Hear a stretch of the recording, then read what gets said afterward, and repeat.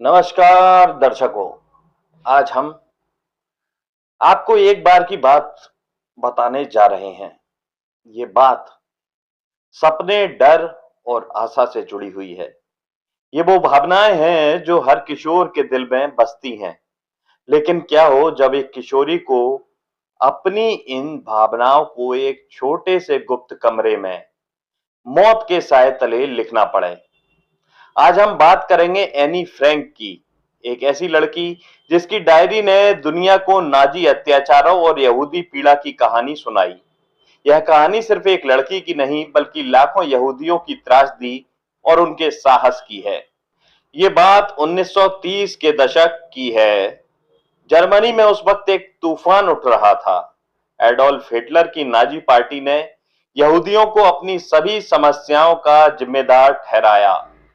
यहूदी एक समुदाय जिसने सदियों से यूरोप में अपनी संस्कृति और पहचान बनाए रखी थी, अचानक खुद को नफरत का निशाना पाया। नाजियों ने यहूदियों के अधिकार छीने, उन्हें उनके घरों से बेदखल किया और फिर शुरू हुआ होलोकॉस्ट, एक व्यवस्थित नरसंहार जिसमें 60 लाख यहूदी मारे गए ऐसा बताया जाता है। इस अंधेरे दौर में एक परिवार, फ्रैंक परिवार, जर्मनी से भागकर नीदरलैंड के एम्स्टर्डम में आया।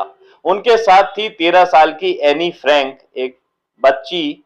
1942 में जब नाजी नीदरलैंड्स में घुसे, एनी और उसका परिवार एक गुप्त कमरे में छिपने के लिए मजबूर हो गया। जरा कल्पना करें, एक छोटा सा कमरा जहां 8 लोग 2 साल तक छिपकर रहते हैं। बाहर नाजी सैनिकों की नजर और अंदर डर, तनाव। लेकिन एक किशोरी की कलम में आशा ऐसी थी कि एनी ने अपनी डायरी में लिखा, मुझे लगता है कि मैं यह सब सह सकती हूं क्योंकि मेरे पास मेरी डायरी है। और वो अपनी डायरी में उस समय का सारा विवरण लिखती गई, उस समय के सारे दर्द को बयां करती गई। 12 जून 1944 उसने लिखा, मुझे आशा है कि मैं तुम्हें सब कुछ बता सकती हूँ, जैसे मैंने पहले कभी किसी को नहीं बताया। मैं चाहती हूँ कि यह युद्ध खत्म हो और मैं फिर से खुलकर सांस ले सकूं। लेकिन हर पन्ने पर एक अनकहा डर था। क्या होगा अगर नाजी हमें ढूंढ लेंगे? 4 अगस्त 1944 को वह डर सच हो गया। किसी के विश्वासघात ने एनी और उसके साथियों को नाजी सैनिकों के हवाले कर दिया। गुप्त एनेक्स खाली हो गया। एनी, उसकी बहन मार्गोट और मां एडिथ को एकाग्रता शिविरों में भेजा गया। ये लेबर शिविर थे, वहां इन लोगों से काम कराया जाता था।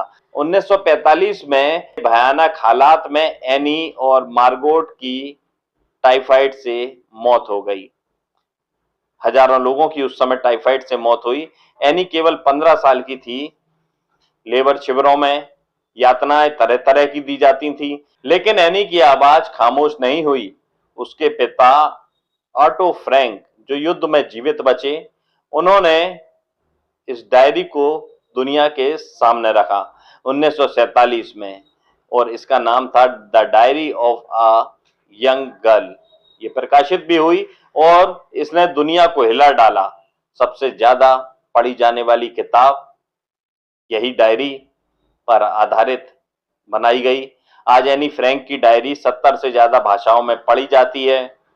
एम्स्टर्डम में गुप्त एनेक्स अब एक संग्रहालय है जहां हर साल लाखों लोग आते हैं। एनी ने लिखा था, मैं जीवित रहना चाहती हूं अपने मरने के बाद भी, और वह सचमुच जीवित है, उसके शब्दों में, उसकी आशा में। एनी फ्रैंक की कहानी हमें याद दिलाती है कि सबसे अंधेरे समय में भी एक इंसान की आवाज दुनिया को बदल सकती है। यहूदी समुदाय ने होलोकॉस्ट की त्रासदी झेली, तरह तरह के बर्बर अत्याचार देखे, गैस चैम्बर में यातनाएं देखी, लेकिन उनकी हिम्मत और आशा आज भी प्रेरणा देने वाली है। नाजी विचारधारा हार गई, लेकिन एनी की डायरी हमें सिखाती है कि नफरत और भेदभाव को कभी जीतने नहीं देना चाहिए। यह थी एनी फ्रैंक की डायरी, एक किशोरी जिसने अपनी डायरी में दुनिया को एक बेहतर जगह बनाने का सपना देखा। हमारे साथ बने रहें, अगले एपिसोड में हम और ऐसी ही कहानियां लाएंगे जो इतिहास को जीवंत करेंगी और वर्तमान को बेहतर बनाने में शायद दिशा दें। नमस्कार, मैं सौरभ दुबे।